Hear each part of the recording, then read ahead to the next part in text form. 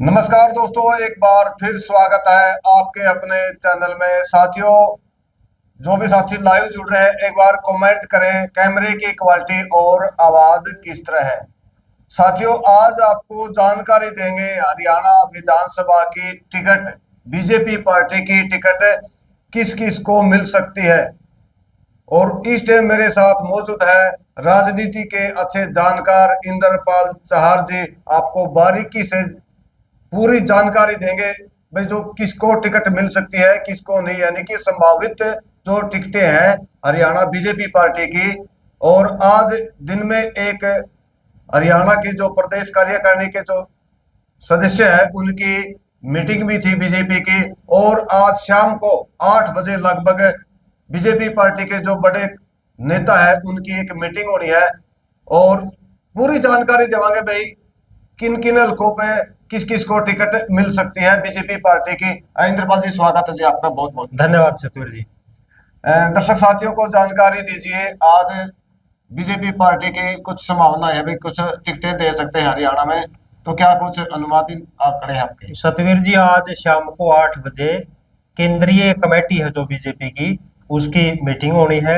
लगभग 2 घंटे वो शायद मीटिंग चले और उसके बाद पूरी पूरी संभावना है कि भाजपा 25 से लेकर 30 सीटें आज भाजपा घोषित कर सकती है। यानी कि 2 घंटे की जो मीटिंग है बड़े बीजेपी के नेताओं की, जी। उसके बाद यानी कि लगभग रात को 10 बजे के बाद घोषणा कर सकते हैं। आज 10 बजे के बाद या कल सुबह भी कल हो सकता सुबह। है, क्योंकि पूरी संभावना है जो सीटें बीजेपी फाइनल, जो टिकट बीजेपी फाइनल कर चुकी है उनको शायद आज घोषित कर दे। और भाई पूरा देश नजर लगाए बैठे है, आखिर भाई बीजेपी पार्टी वाले टिकट कब और किसको देंगे। तो हमारा आंकड़े हैं ये, इनको टिकट मिल सकती है। इंद्रपाल जी बिल्कुल अच्छे जानकार है राजनीति के, तो सारी जानकारी आज कौन से हल्के से स्टार्ट करेंगे जी? सतवीर जी, देखिए, आखिरी फैसला तो भाजपा केंद्रीय नेतृत्व को लेना है।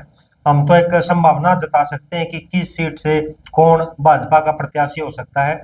सबसे पहली सीट आती है लाडवा। लाडवा विधानसभा क्षेत्र से प्रदेश के जो मुख्यमंत्री हैं नायब सिंह सैनी, उनकी संभावना है आज शायद उनकी डिक्लेयर हो जाए टिकट। लाडवा से प्रदेश के मुख्यमंत्री नायब सिंह सैनी भाजपा प्रत्याशी हो सकते हैं। दूसरी सीट आती है रादौर की।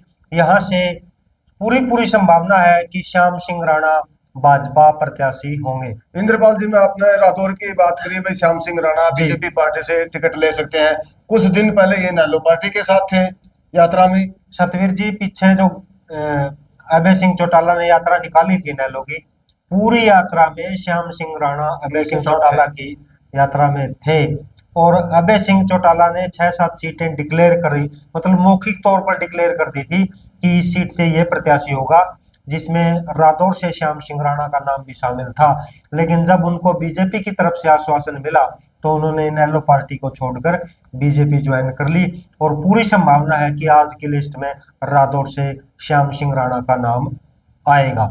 तीसरी सीट है जगाधरी। जगाधरी से भी आज लगभग फाइनल हो जाएगा कंवरपाल गुज्जर। चौथी सीट है तोशाम। तोशाम से पूरी पूरी संभावना है कि श्रुति चौधरी भाजपा की प्रत्याशी होंगी। और यहाँ पर दर्शक जानते हैं कि किरण चौधरी और श्रुति चौधरी कुछ समय पहले ही कांग्रेस छोड़कर भाजपा में आई है।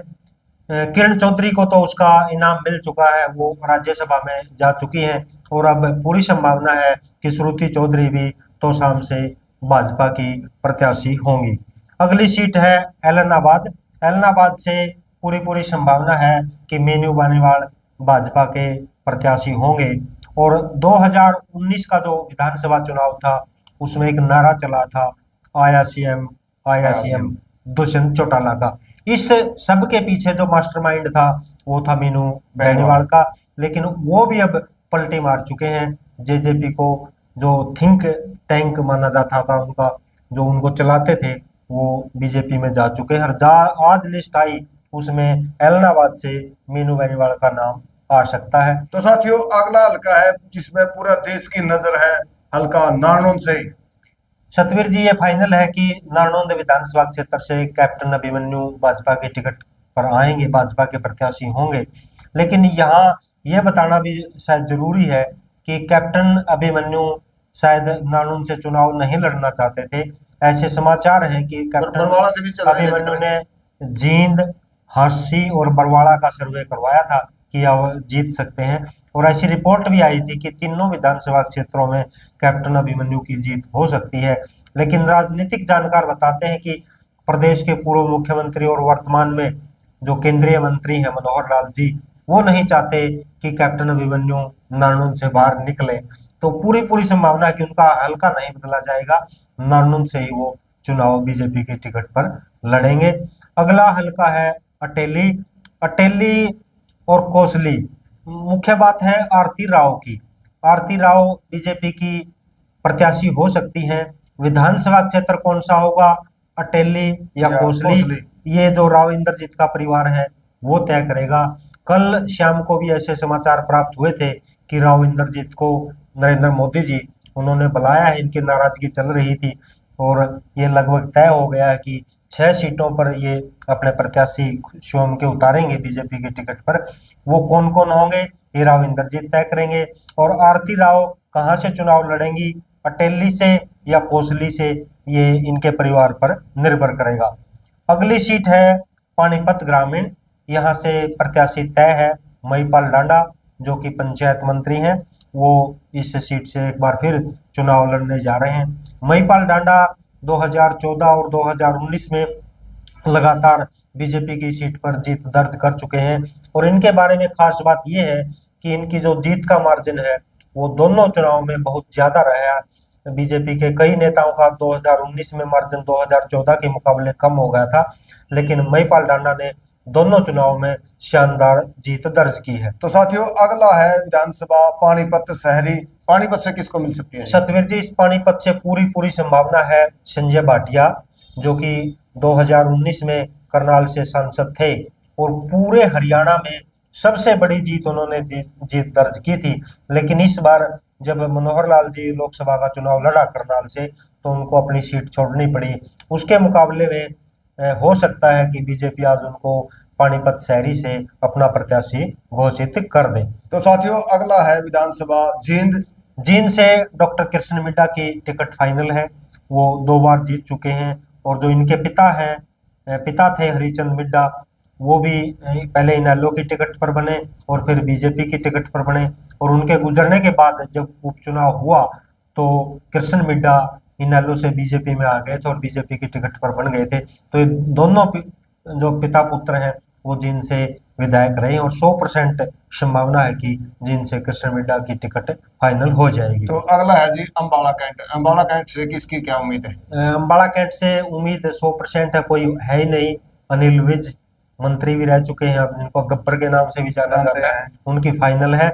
और खास बात यह है कि अगर इस बार ये चुनाव जीत जाते हैं तो बीजेपी के बहुत बड़े लीडर हुए हैं मंगल सेन, उन्होंने जितनी बार जीत दर्ज की थी, अगर अनिल विज इस बार जीत जाते हैं तो शायद उनका रिकॉर्ड भी है तोड़ देंगे। शायद 7वीं बार वो इसका रिकॉर्ड तोड़ देंगे। तो साथियों अगला है लोहारू। लोहारू से फाइनल है जेपी दलाल मंत्री है, इनके बारे में कोई डाउट नहीं है, इनकी टिकट फाइनल है। महेंद्रगढ़ की बात करें तो जी महेंद्रगढ़ की टिकट भी लगभग फाइनल है। बात सिर्फ इतनी है, रामविलास शर्मा चुनाव लड़ेंगे या उनके बेटे हैं जो गौतम रामविलास लिखते हैं, ये इन्होंने तय करना है कि कौन चुनाव लड़ेगा।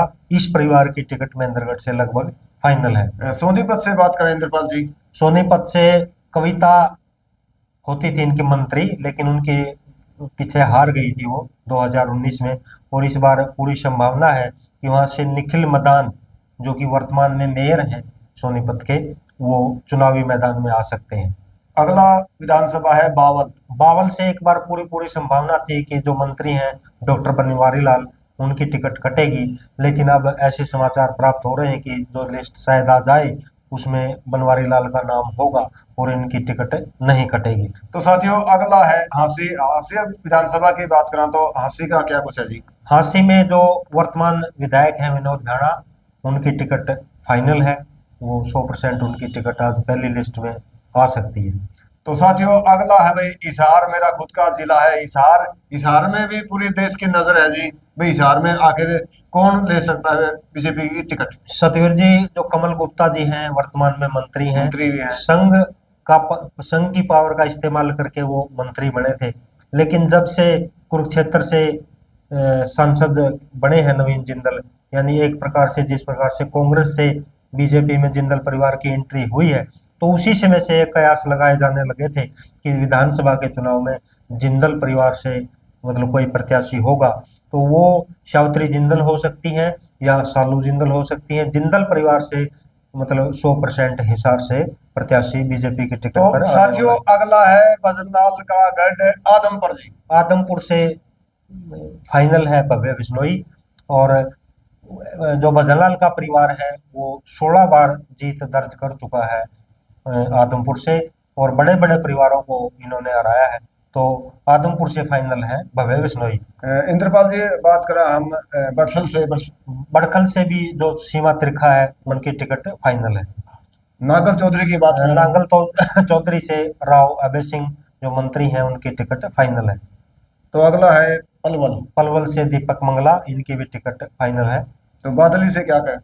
बादली से जो प्रदेश के पूर्व में प्रदेश अध्यक्ष रहे हैं और 2019 में मंत्री भी थे, पंचायत मंत्री ओम प्रकाश धनखड़, उनकी टिकट लगभग फाइनल है। आज की लिस्ट में इनकी आ सकती है। और अगर कृष्ण बेदी की बात करें जो कि प्रदेश महामंत्री हैं भाजपा के, पूरी संभावना है कि उनकी जो टिकट है वो शाहबाद से होगी, लेकिन ऑप्शन के तौर पर नरवाना भी रखा गया है। शाहबाद या नरवाना में से एक टिकट पर कृष्ण बेदी भाजपा की टिकट पर चुनाव मैदान में आ सकते हैं। तो साथियों अगला है थानेसर। थानेसर से मंत्री हैं सुभाष सुधा। जब नायब सिंह सैनी प्रदेश के मुख्यमंत्री बने तो उस समय ये मंत्री बने हैं सुभाष सुधा, इनकी टिकट भी फाइनल है। एक नाम बड़ा नाम भाजपा में है अशोक तंवर, जो अब भाजपा प्रत्याशी थे सिरसा से, उनके बारे में भी ऐसी संभावना है कि कलानौर या झज्जर से भाजपा उनको अपना प्रत्याशी बना सकती है। तो साथियों अगला है कालावाड़ी। कालावाड़ी से राजेंद्र देशु जोधा, ये भाजपा के प्रत्याशी हो सकते हैं। और महम को लेकर भी एक बड़ी नाम इसमें आ सकता है जो अभी तक किसी ने सोचा नहीं हो शायद, राधा अलावत, जो कि शमशेर सिंह खरकड़ा की धर्मपत्नी है। एक बड़ा नाम है महम में शमशेर सिंह खरकड़ा। शायद वो इस बार चुनाव ना लड़े, अपनी पत्नी को चुनावी मैदान में उतार सकते हैं बीजेपी के टिकट पर, और बीजेपी महम से राधा अलावत पर दाव खेल सकती है। रतिया, यानी कि इंद्रपाल जी मैं बात करूं चौंकाने वाले नाम आएंगे आपकी बात। बिल्कुल।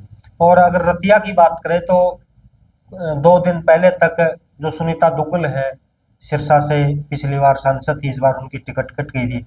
रतिया से उनकी टिकट पक्की हो गई थी, लेकिन एक बार शायद उनको होल्ड पर रखा जा सकता है। इस लिस्ट में शायद रतिया से सुनीता दुग्गल का नाम ना आए। और ऐसी भी संभावनाएं जताई जा रही है कि वर्तमान में जो 4 मंत्री हैं, कमलेश ढांडा, रणजीत सिंह, कमल गुप्ता और संदीप सिंह, इनकी टिकट कट सकती है। और एक और अपडेट है इसमें, गठबंधन में अगर हम बात करें तो विनोद शर्मा की पार्टी का बीजेपी से गठबंधन हो सकता है और गोपाल कांडा की पार्टी का गठबंधन हो सकता है। तो एक टिकट अंबाला सिटी से विनोद शर्मा की पार्टी को मिल सकती है और एक सीट पर गठबंधन में गोपाल कांडा आ सकते हैं। तो साथियों आपने ये जानकारी कैसी लगी, और जानकारी अच्छी लगी है तो आप कमेंट के माध्यम से अपनी राय दीजिए। और हमारी कोशिश भी यही रहेगी जितने भी हमने नाम लिखे हैं उनमें से 90% सही होने की एक उम्मीद है, एक आशा है हमारे को कि 90% हमारे जो बोले गए नाम है वो सही होंगे। अगर आपको जानकारी अच्छी लगी है तो हमारे चैनल को सब्सक्राइब भी करें और फॉलो भी करें। मिलते हैं एक नेक्स्ट वीडियो पे, तब तक के लिए भाई राम राम, जय जवान जय किसान।